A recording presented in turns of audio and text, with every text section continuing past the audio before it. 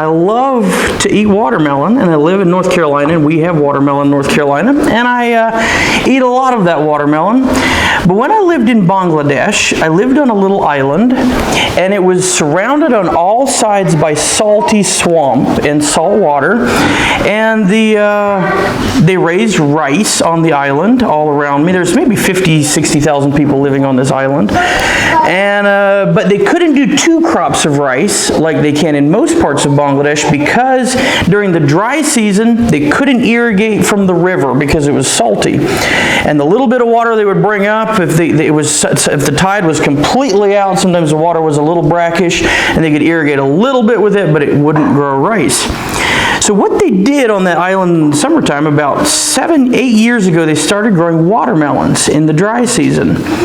And they are the best watermelons in the world. I don't know if the salty ground, the hard clay, I don't know what makes them good watermelons, but they're amazing, sweet, tart, salty. I don't know, they're amazing watermelons. But there's this process that they have to do to get the ground where they can grow watermelons.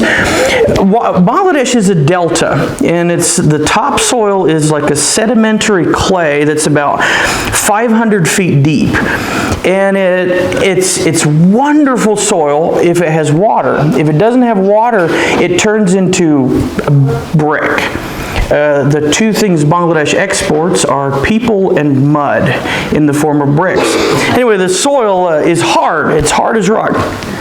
So to get ready for the watermelon, they go out there and they have these little hoes, and now they have these little rototillers that they use, or buffalo, and they have to break this brick hard clay up. They break it up, and they scrape the rice stubble off of it, and they make their little hills, and they plant their watermelon. They put their seed in. It's a tremendous process. And then the watering, they water by hand. They have these jugs they carry and pour it on I've done it, and it's miserable and hot and all of that. But it's a process to get to watermelons that you can't skip a step on. I have had the privilege of visiting a lot of schools, beautiful little schools, classrooms, home schools, and some of them you go in there and there's a teacher in there that's teaching, and you look at them and you look at their school and their children, and you're just like, what are you doing? It feels like another world of a magical reality of fun and enjoyment, and the students are learning, and the teacher obviously loves her or his job, and the students love to be there, and then you go to another classroom and the teacher's not. I mean, there's a bit of a war going on, and the students are stressed, and the teacher's even more stressed, and the parents aren't happy, and there's just what makes a good teacher, and what makes a good classroom, and what makes a good school. There are principles for this, and that's what we're going to talk about this morning. The world we're surrounded in is fascinated with quick fixes, and read this book, and in 15 minutes you'll have a new marriage, and all you have to do is watch this video, and your problems will be answered. And there are no shortcuts like that to being a good school teacher and to having a good classroom. And some of you are parents that are homeschooling. Some of you are involved with a school. This fits all of you. Every classroom is different. Every place is different. Whether it's you went to public schools, whether you're teaching in a public school, whether you have a church school, whether you're homeschooling, they all look different. They all sound different. Bangladesh seems a lot different than America or Romania or wherever, but they're the same in some fundamental principles, and that's what we're going to talk about this morning. So, I have 4 steps here, and we're going to go through these 4 steps. But first, I want to tell you about this little place in North Carolina. And if you ever come down there, and you ever come to Raleigh, North Carolina, there's if you go into the downtown of Raleigh, North Carolina, it's brick buildings all around. North Carolina's built of brick, and it's beautiful and old, and the buildings are tall. And then as you walk down the sidewalk in the middle of these tall skyscraper buildings, you smell a smell. It's a good smell. It's not like Seattle or where the homeless have taken over. It's a delicious smell. And as you keep walking, you follow your nose to a door. and you open up the door, and the smell, it comes just rolling out into you, and it's the smell of chocolate. And a smell of chocolate that's hard to even describe unless you smelled it. You can see the chocolate smell in the air. It's that amazing. And it's a place where they have big glass windows in the back, and you go to the back, and there's a place where they're roasting their own beans. The cocoa nibs come in, and there's these big roasters, and it's turning, and then somehow along the line they add things, and then there's this liquid chocolate being rolled through big stone rollers, and it's waterfalls of chocolate, and it's magical if you like chocolate. And I am passionately fond of chocolate. You can go, and there's a little cup of chocolate you can get, and it has just melted chocolate in half and half, and you just drink that little cup of chocolate, and it's like the whole world is just brown and tasteful. And they use only the very best ingredients in the world. There's no fake things. All the list does not include all these bad things. That none of those are in the chocolate. It's all amazing ingredients. I don't even know what all they are, but we know it's good. The prices are just astronomical. Like how in the world do you think I will pay $7 for this wee little bar of chocolate? Well, then you do, because you have too much, and then you have too much money and all that, and well, you don't, but you still want the chocolate, and you taste it and you realize why you would pay so much for a piece of chocolate. Restaurants all over Raleigh use their chocolate. They say, we don't care about the price. Your chocolate speaks for. When we use your chocolate, people think we're amazing, even if we're not. They don't advertise. They have boring little wrappers, but the chocolate itself is amazing. And the name of this chocolate place is the Videri Chocolate Factory. And it comes from a part of the motto of North Carolina that is in Latin is Esse quam videri. I guess I'm saying that kind of right. And it means to be rather than to seem. If you go to your local Walmart or whatever you have here in Minnesota, and you go in there and you go to the candy aisle, I'm guessing there's going to be rows and rows of chocolate. And there's going to have beautiful wrappers. They're going to have all kinds of things, Hershey's, everything is there.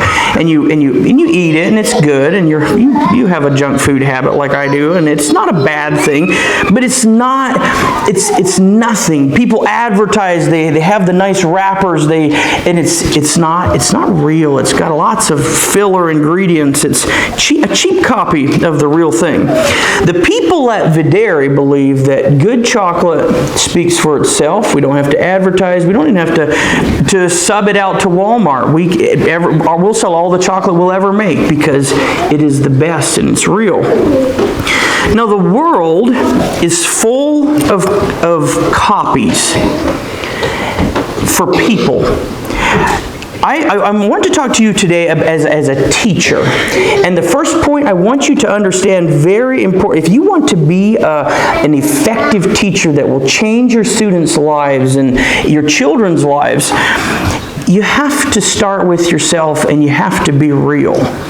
The world is full of voices, and the voices tell you things like, it's important to look good on the outside, and if you look good enough on the outside, that's good enough. You don't have to spend a lot of time stressing about the realities of your inside. To be popular is better than to be kind. To be a good player is better than to be a good sport. It is better to fight and stand up for yourself than it is to forgive. You don't have to be real as long as you look good. As long as the outside of the wrapper looks good, the inside is not what matters. If you want to be an effective teacher, you can't listen to those voices. You can't afford to. God says, keep your heart with all diligence, for out of it flow the issues of your life. Ralph Waldo Emerson said, what you are shouts so loudly in my ears, I can't hear what you're saying. in this world of cheap copies and quick fixes, as a teacher,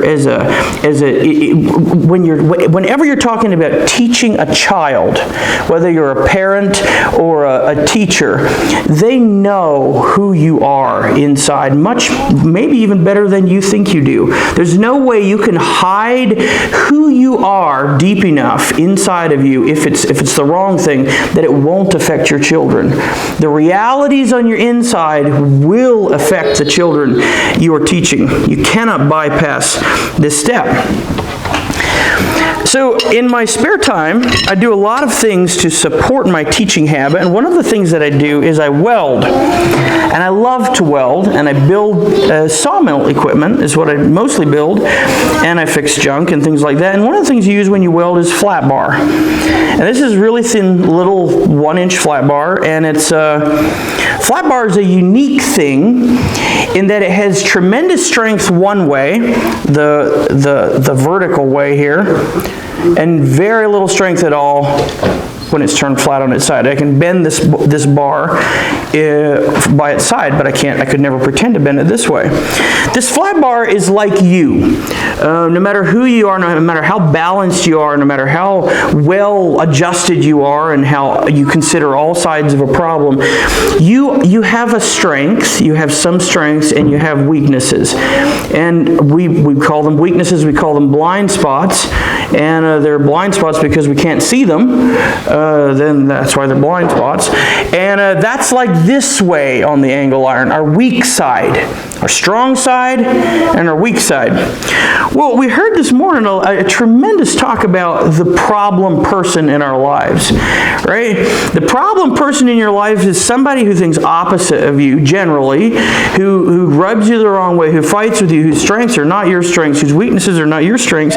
They look just like you in a lot of ways, but while you're turned this way, they're turned this way. Right? We clash. I clash with that person. That mom, I see her coming and I realize I better run for the men's room as quick as I can. Or whatever it may be. This is the problem person in my life, right? Now, we can go our separate ways, and she can be unbalanced, or he or whoever that problem person is, and I can be unbalanced, and we can go along our separate way. Not building a strong foundation, not being what our children need us to be. Or we can go through some tremendous work and stress and pressure, and we can weld together somehow. And this is a long subject of work. How do you learn to appreciate and to incorporate into your lives the strengths of someone who you disagree mightily with? But if you can do this, if you can weld the two together, this is a little piece of a T-bar, which has some little welds on it. Is tremendously strong. There's no weak side to it. I can use it to build any part of sawmill equipment I want, and it'll hold up. It'll be perfect. It has no weak side. It's both strong. Now, another interesting thing about this welded piece of metal is when you weld metal, the heat in the weld pulls the metal tremendously. If I would come here with just a disc grinder and I would slice the welds right here, it would pop apart. It's actually under tremendous amount of pressure. If you would put a measurement on the pressure it's under, it would be significant. And I think that's how a relationship with this problem person is always probably going to look. There's going to be some pressure. There's going to be tension. It's going to take a lot of heat to get you there. But if you want to be effective in your classroom, if you want to be everything your students need, your children need you to be, you must have a good relationship with the people around you, especially the ones who disagree with you. Find a way to get them on your team. Find a way to work together, because we heard this morning, God built this person, very likely, custom built for your problems. And maybe He custom built you for their problems. And here He brought you together in this beautiful way. And He doesn't want you to run your separate ways. He said, find a way to work it out. Work together. Weld together. Turn yourself into a team that can have power and strength, and build a structure that'll outlast the storm when it comes. Have close relationships, good relationships. Find a way to have good relationships with the people around you. Now, A long time ago, in the early days of the world's recorded history, there was a king. The greatest king in the world at that point, the then known world, and he was a great and mighty king. He was wise. He had everything, and God came to him and said, "You're not doing something right. I want you to change." And all Pharaoh could see was Moses. He didn't see the God beyond, and he fought and he reacted and he said, "No, I'll never let this people go. I'll fight to the bitter end."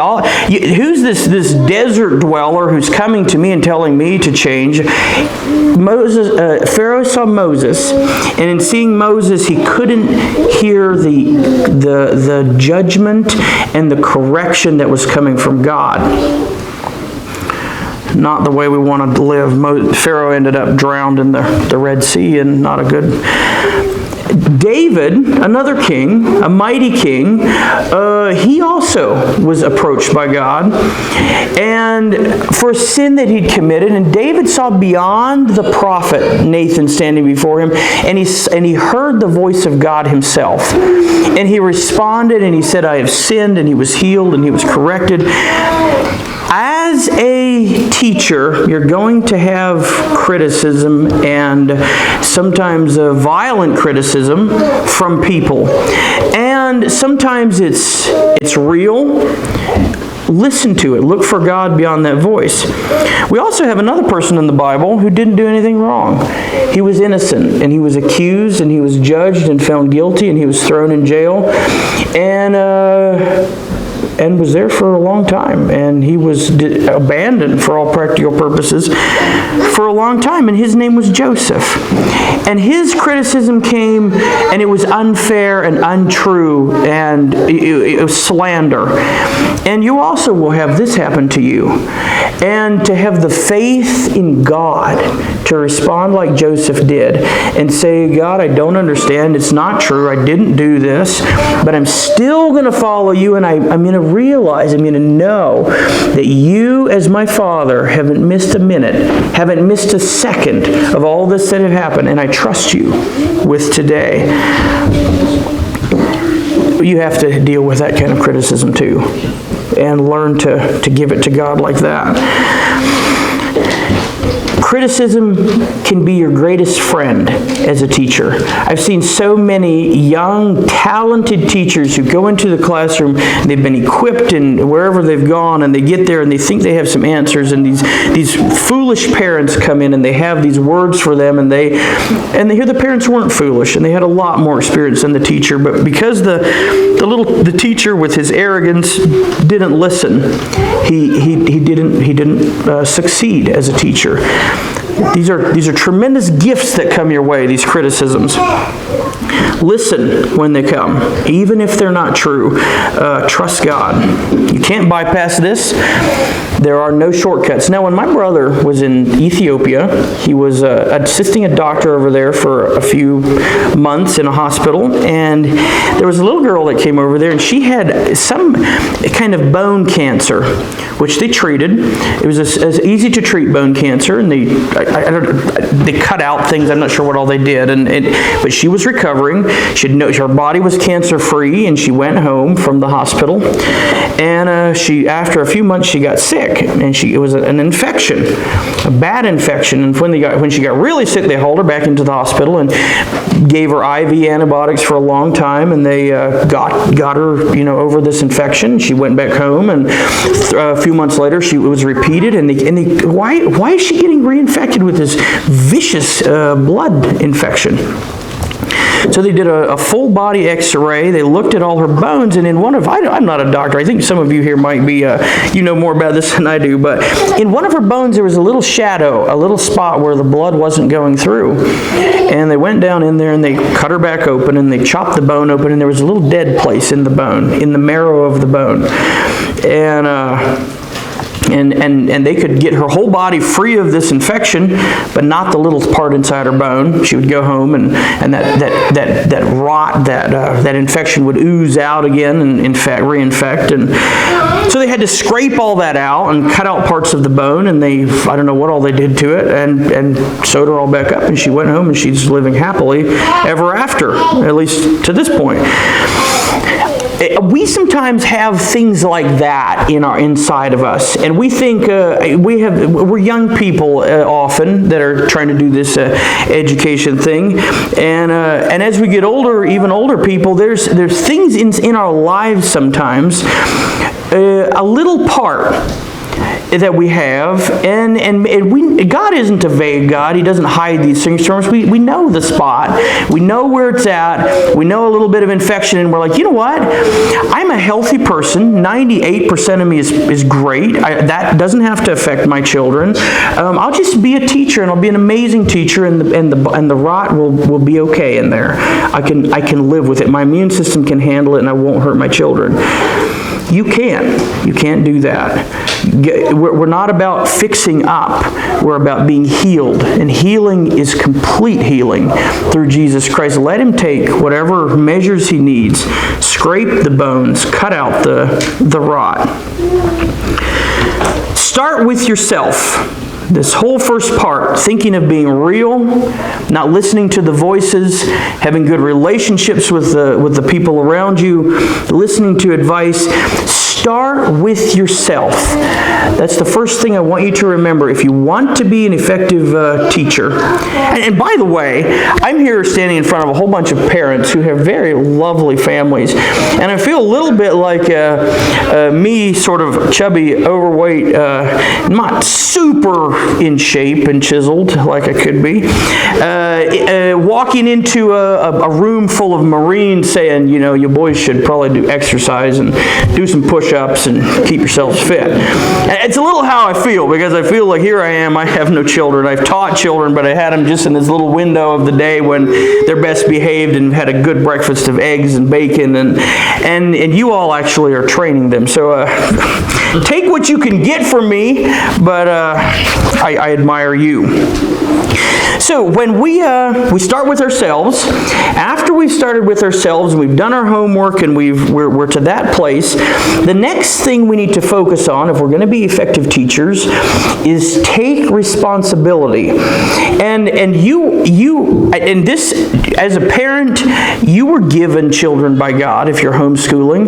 If you're a teacher, you were hired to do a job. You have a responsibility, and it's a God-given responsibility. To be effective with that responsibility, you have to take responsibility for yourself. You reap what you sow. I am the result of the choices that I made. It's not somebody else's fault. It's not that wicked church. It's not my dad. It's not which I have a wonderful dad and a wonderful church. But it's nothing out there is what caused me to be who I am. I am today who I am because of the choices that I made. Unless we get to that place, we're not going to be effective in our classroom. Take responsibility for your classroom. For your choices. Take responsibility for your classroom and your family, these children, this work that I've chosen to do, whether it's in a classroom or I'm teaching my children at home. It's your responsibility. It's not the curriculum's fault, even though there is problems with curriculum. It's not the parents who are sending their children to me's fault that this isn't going well. This is my responsibility, this classroom. It's up to me to do. You will make mistakes as a teacher. As a parent, if parents are like teachers, you're going to make lots of mistakes. Be honest about your mistakes and take responsibility for them. Yeah, I did that. That was me. It was wrong. This irate mom or dad comes in and they're talking and they heard and you know what? It's maybe not all true, but I was wrong there. I didn't do right. Take responsibility for the things you've done wrong. take responsibility for those mistakes. That's really hard for me. On my report card, we had a little spot to the teacher would write notes when I was attending school years ago, and she would always write every report card, that I remember. She always wrote in there, "Does not take criticism cheerfully," and that is unfair, obviously, but something I have to fight. I'm not good at that. I try to do my best. So when somebody comes to me and says, "No, you did it wrong," that hurts me.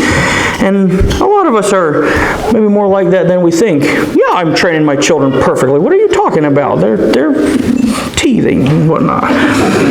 So there's a story about a king, and he's a wise king, and he's out there and he's in his kingdom, and he's looking around and he's thinking, and he's seeing people and they're not getting along, and the kingdom's not doing well, and he thinks, and he puts a stone in the middle of the road, and underneath the stone he puts a little bag of gold.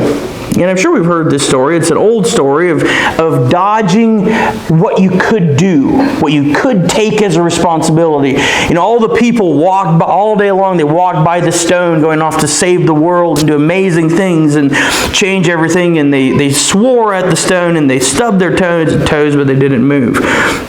And then along comes this miller's daughter, I think it was, and she moves the stone and gets the money, and it's a wonderful, happy ending to that. But there's a lesson there. Take responsibilities you can affect as a teacher. You can change. Take responsibilities for the parts of your students' lives that you can do something about, the stones you can move. There are some things, especially if you're not a parent and you're teaching in a school, there are things that you see in your children's lives that are out of your control to change and do. Let them go. You can sit and fixate over that, and you can get more and more hyper-controlling, and if the stone is something you can't move, maybe it's not even your responsibility, let it go. But take responsibility for the things that you can change. I was teaching in the school. One of the schools that I taught in, we had a tremendous team of teachers. It was just a pleasure to teach with them, and it was really fun because the ball got dropped many times by all of the teachers and multiple times, but the others were always there picking it up. Not my responsibility, but I'm taking responsibility to help this be successful. Even if it's not your responsibility, wherever you're at in this teaching situation, if you can change it and help it for the better, and you have the energy, do it.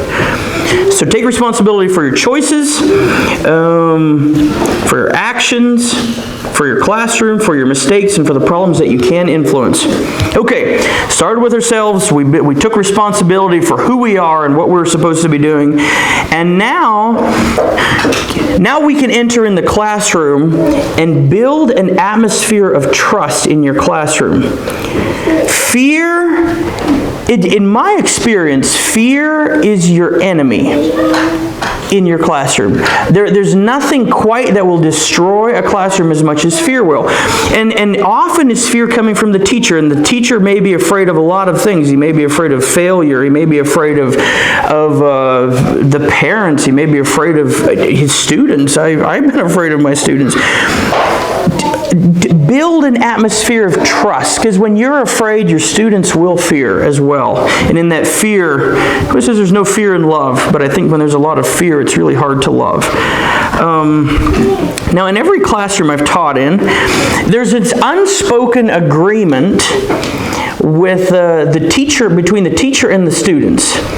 And the agreement goes a little bit like this. It's as a teacher, I'm going to show up in the morning before my students do. I'm going to have the checking more or less done. The classroom's going to be orderly, and I'm going to have order in the classroom, and I'm going to, et cetera, et cetera. That's my side of the contract. The student side of the contract is I'm going to come, I'm going to be obedient, I'm going to be nice to my fellows, I'm going to do my work, and I'm going to turn it in on time. And et cetera, et cetera. But when you as a teacher think you're above your contract, I can be sloppy, I can do whatever I like, and students laugh when you try to require them to do something that's part of their contract. if you're trying to build an atmosphere of trust in your classroom, number one, realize there's a contract and that they're watching you and you're not above it. You're accountable to your students. And then hold up your end of it. Hold up your end of the contract you've been given. And that's all the time. It's really easy sometimes for a teacher, not a parent. I guess parents, they don't have this problem because they don't have this option. But teachers, we have our 6 hours in the classroom, and after that we can do kind of whatever we want. I was walking down the street in Bangladesh one time with the head teacher of a very large school there. He's my good friend, Bishwajit sir. And we're walking along, and there's these little stalls beside the road, and one of them has these little breaded fried eggplants, I think, or something, and they're really tasty, and they're salty, and they're greasy, and they're great. I like them. And 5 cents will get you a little thing of it, and it's good. So I'm walking along, I'm like, hey, should we stop and have a little bit of the begum bhaji? And Bishwajit turned to me, and he looks at me, he says, Aaron, how can you be a teacher? He said, I would never eat that stuff. It's not healthy. Cooked in oil, too much salt. He said, I tell my students every day, I tell them, eat healthy, do your exercises, etc., etc., etc. And if they would be walking along the street right now and they would see me eating this junk food, they would never listen to me again. Well, I didn't tell my students not to eat junk food, but he did. So I wasn't breaching a contract. But practice what you preach. Simple little things. I said you can't do this. There are differences in students. We have different responsibilities and different things. But practice what you preach. If you tell them this is harmful and wrong and you do it yourself, they'll probably not listen to you very well.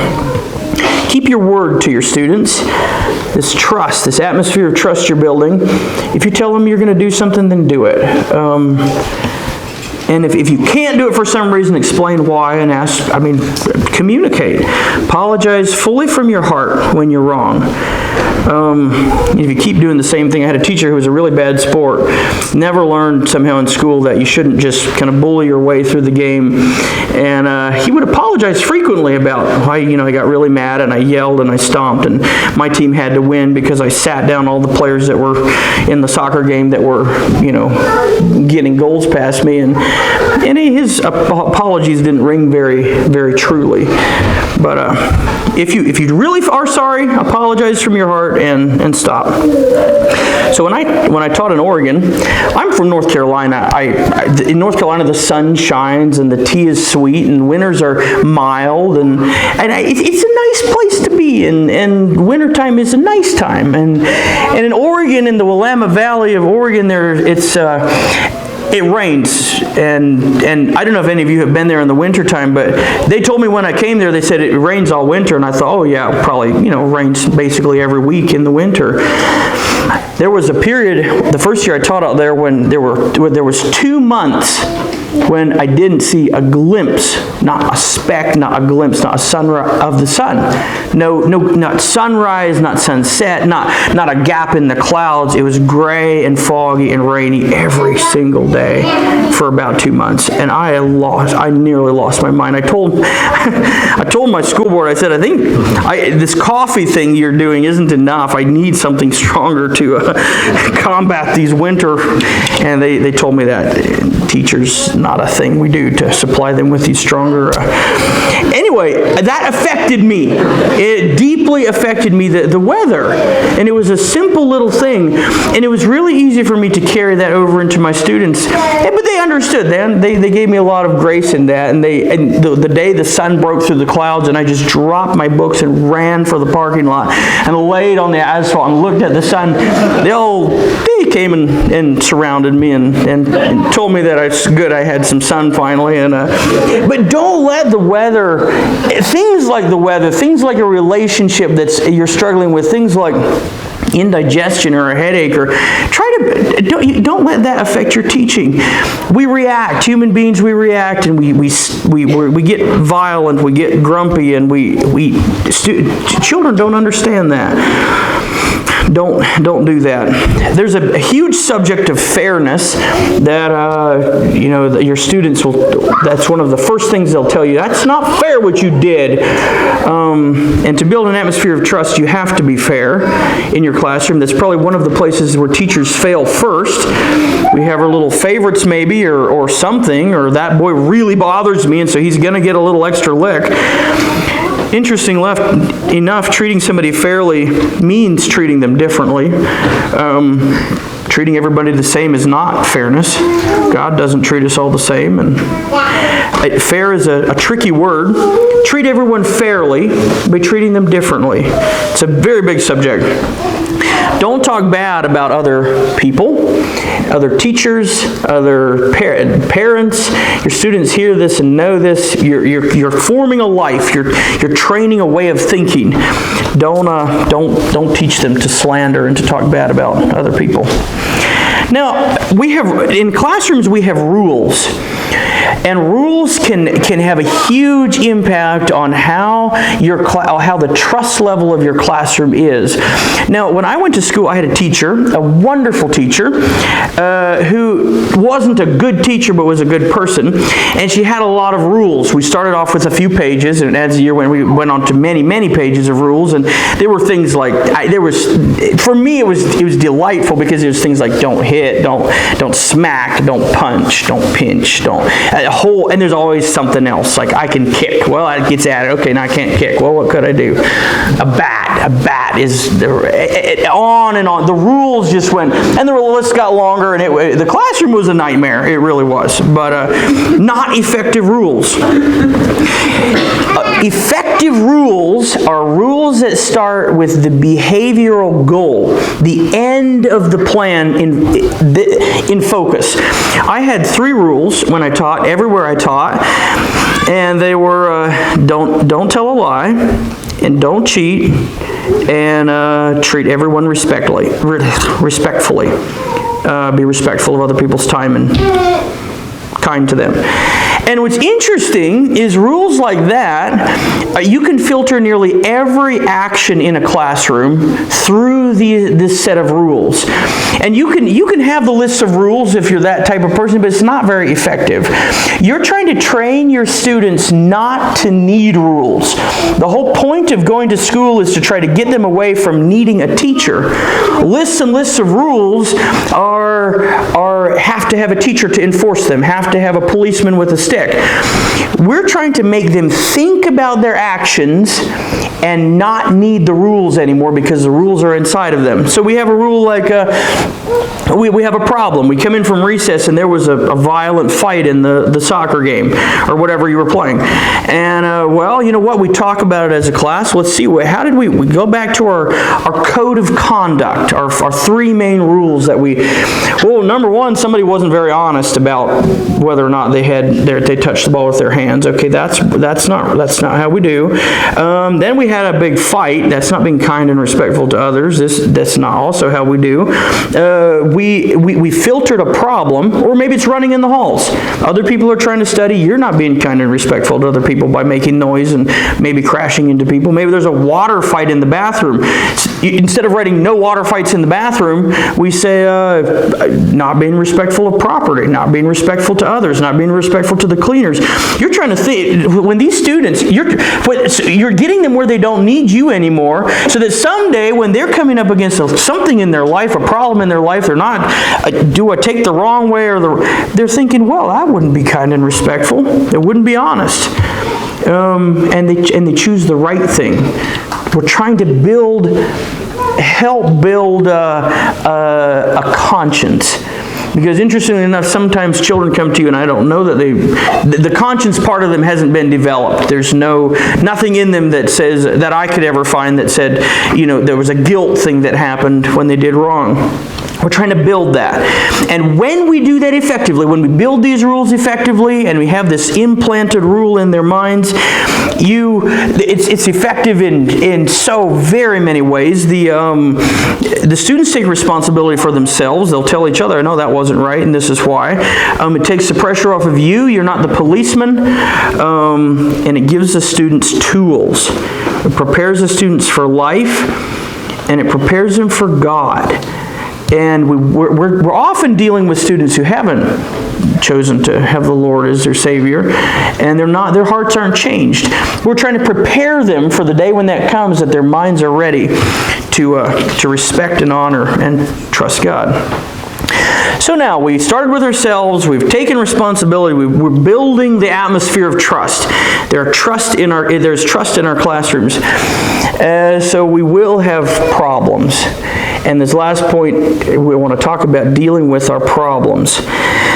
How do you effectively deal with a problem? A problem that arises in your classroom is the greatest opportunity for teaching your children. And all of you as parents, all of you as teachers, you know what I'm talking about when I say that there's something goes wrong in the classroom. There's a loud noise. There's somebody trips and falls, or these are unlimited things that can go wrong. And all eyes in the classroom swivel to the teacher.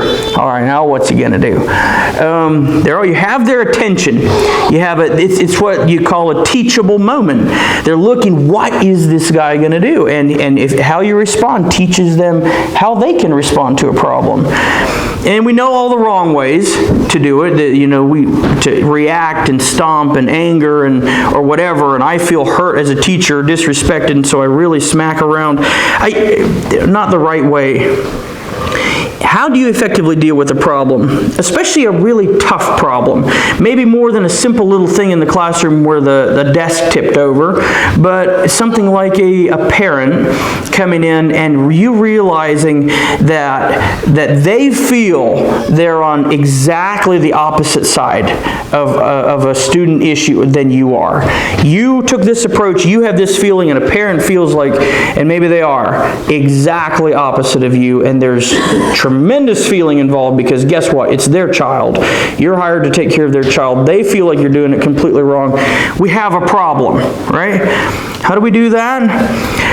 I am a man of words and of off-the-cuff responses. Not a good tool in a situation like that. Words to myself and words to you all as parents dealing with teachers that you disagree with, or teachers dealing with parents you disagree with, or bigger problems, is just stop. And listen to the person, listen to everything they're saying. And not only listen, but try to understand. Try to visualize what they're saying, and try to fully grasp what they're saying. And before you start with your own defense and agenda, listen to the very end and ask them questions and repeat what they're saying and try to understand exactly where the problem lies. Because when we react before we're done listening, we get it wrong. And we didn't hear them, and they don't feel heard, and we end up being on opposite sides of the table. But when we listen and we work and we try to fully grasp, it probably isn't going to be the way it appeared first glance. And when they feel like you fully understood them, they'll probably be more likely to listen and to fully understand you. And the goal is to work around to their side of the table. And so where you're both figuratively, not necessarily just crowd around there, but where you both are thinking, we're together, this is a team, the problem is out there, we're going to work on this together. Our goal is the good of this student. I've never had a problem parent that didn't want the best for his or her child. And that's what I want too. And we are on the same team. There's one team, and we're both on it. And as we get together on that and we work together, we'll find a way to understand them and to remedy the problem. When you're dealing with your students, let them judge and evaluate themselves. A problem comes up, and instead of just saying, you sinned, here's the punishment, this is what has to change, ask them, was that, according to our mission statement, our code of conduct, do you feel like that was well in line of that? I don't like bullying at all. That's something I have zero tolerance for in my classroom. And all the public schools I taught at in Bangladesh and the schools I taught at in America, all corporal punishment was allowed and encouraged to do. Bangladesh especially, they have big canes and they take beatings to another whole dimension. It's actually not a good thing. But I told my students, I said, if you ever bully someone smaller than you, then I'm going to spank you. It's Bangladesh, or wherever. It's what's going to happen. One time, this little boy comes in and he has driving a bike and it's after school and there's another little boy laying on the pavement, and this one boy is about 150 pounds. He's a big boy. He's driving his bike, and there's a little boy who he's been picking on. There's been a problem there for a little bit, and all of a sudden he decides that maybe he should try to ramp the boy laying on the sidewalk with his bike. So he gets up some speed, and the boys are gazing off into the middle distance, which is what he did a lot, and the bike hits him and stops because apparently there was just too sharp to actually ramp nicely. And of course this was big news. All my students that came charging into the classroom, and oh my word, there was an infraction out there. Well, interestingly enough, it was after school. School had let out. They were supposed to be headed home, and the boy on his bike just threw her in reverse, turned 90 degrees and headed home. And so, okay, great, fine, I don't want to deal with this problem. And I called up his dad and I said, just so you know, your son was trying to ramp another son, and it is what it is, a bike, he hit, and now there's a lot of tears and a lot of stress, and it's all yours. And he said, I'm sending him back to school right now, and you spank him. Oh, no, you don't. Oh, that's not the contract. School's out. We're done. I'm headed home. I'm a tired teacher going into a teacher's meeting. It's your deal. The phone had already been hung up. I'm sitting in the teacher's meeting thinking, now great. All of a sudden I see peering in the window this little, this tear-stained face of this boy. No, go home. Not me. I've never given a spanking before. I don't know how to do this. What? And I walk out there to him and I'm like, what are you doing back here at school? Well, my dad said I should come back to get a spanking. Okay.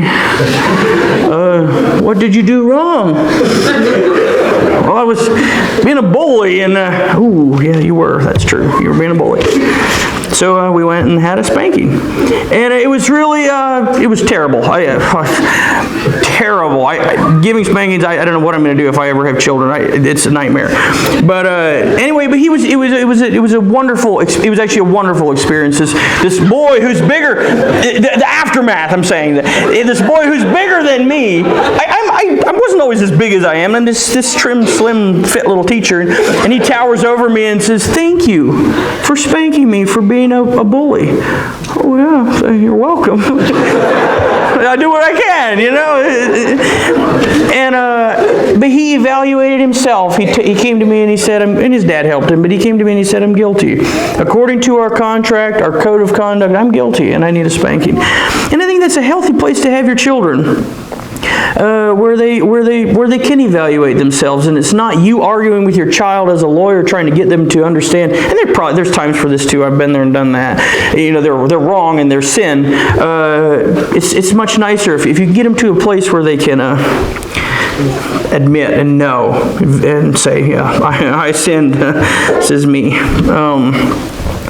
Many times after you've listened to your students, and this is something that I didn't think I would face as a teacher, but especially when you're teaching older students, and you like them, you really like your students, and teachers who teach for a long time tend to love their students. And I loved my students. I loved them all. Even the weird ones. I'm weird enough that I truly love them. And sometimes you have a feeling, you listen, there's a problem in your classroom, and you listen to all the sides of it, and you think and you talk talk and you ask for counsel from wiser people than you are, and they give you good counsel, and you realize the decision you're going to make as a teacher is not going to be popular with your classroom, but you know it's the right decision. A lot of teachers, when they come to that crossroads, they take a route that is popular, that they feel like will be popular with their students, because they want to be friends with their students. They want to be loved by their students. Interestingly enough, you're not hired, you're not given the responsibility to be a friend and to be popular with your students. You're given the responsibility to teach them and to train them and to be their teacher. Their friends have a lot of buddies, and they only have one teacher. And your responsibility is different than a buddy and a friend. And you make the decision that you must make for the good of the children and not the one to be popular. Interestingly enough, you will be loved by your students if you do the right thing like that. If you do that again and again. If you try to make decisions just to please your students, they're going to fall out of love with you, and you will be a very unpopular teacher, which isn't the end of the world, but it's being an unpopular teacher for a very ridiculous reason. Another thing you can do as a teacher, and as you're teaching through your year, and I'm guessing as a parent, you know when bad things are on the horizon. There's something building here with this child, there's problems, and you have no idea where it's coming from. Is it home issues? Is it there's stress? You sit there in your desk and you're like, you know what? There's gonna be a fight today. So, soccer yesterday, you've tried to manage your way out of this issue, but there's a problem on the horizon. One thing that's really helpful for me is visualize the problem, what the possible ways it could come up, and then visualize what you're going to do. In the beginning as a teacher, I would just get this kind of acid feeling in my stomach, and the problem would come, and I would react and maybe not do a very good job at it. But when you visualize the problem and you think, you know what, it's probably going to happen when I assign, he doesn't want to do his Bible memory or whatever, spelling words, and you assign him, you know what, now's the time to write your spelling words 3 times or something. No. Visualize what's going to happen and then what you're going to do about it. And if you don't know what you're going to do about it, call somebody who does. There's a very good chance that somebody in your community, somebody that you know is a good teacher and has experience that you can benefit deeply from. Call them and get advice before the problem happens. And if it doesn't, if a problem happens and you don't know what to do, it's very okay to say to your students, and I've done this many times, I say, you know what, that was really wrong. You know it was wrong. We talk about the code of conduct, and I don't know what I'm going to do with you, but it's going to be something. We're going to get up with your mom and dad after school. We're going to talk about it. We're going to come up with a plan. You're going to get punished, and this is, if it's done in front of the class, it's good to, talk about this in front of the class. You're going to be punished, and we're going to, but I don't know what to do right now. That's perfectly okay. And it's actually really good for a student to squirm for the rest of the day, thinking about what you and your mom, or his or her mom and dad are going to cook up with after school. That's a wonderful place to have a child, if they need that guilt to be built. So there's another thing I want to share quickly here in the end. There's a story, and I talk to some young families sometimes who feel like somehow, and this is also a teacher. Sometimes teachers and young families or old families, especially teachers maybe, they get into a classroom and they feel somehow deep inside that as they're sitting in this classroom, or they're homeschooling their children, or they're being a parent, or whatever they're doing, out there in the great wide world somewhere, there are beautiful things happening. There are rainbows and mountains being climbed and boats to be sailed on, and here I am, and these are my 4 walls, and there's the chalkboard, and the heating doesn't work very well, or if it's in North Carolina, the cooling, and you feel kind of the tunnel closing in around you, and you think, I could be happy if if this thing wasn't surrounding me, these 4 walls and these fences. There's a story, and I'm sure you've heard it. It's an old story, a beautiful story, and it's told in many different ways. There was a man in South Africa. And and I'm sure you've heard this story, but it bears repeating.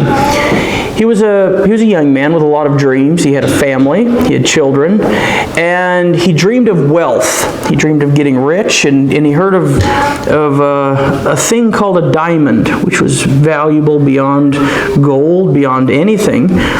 And how one single diamond could set up somebody for the rest of their life. It could be beyond price. And he thought to himself, if he could have a diamond, he could be happy.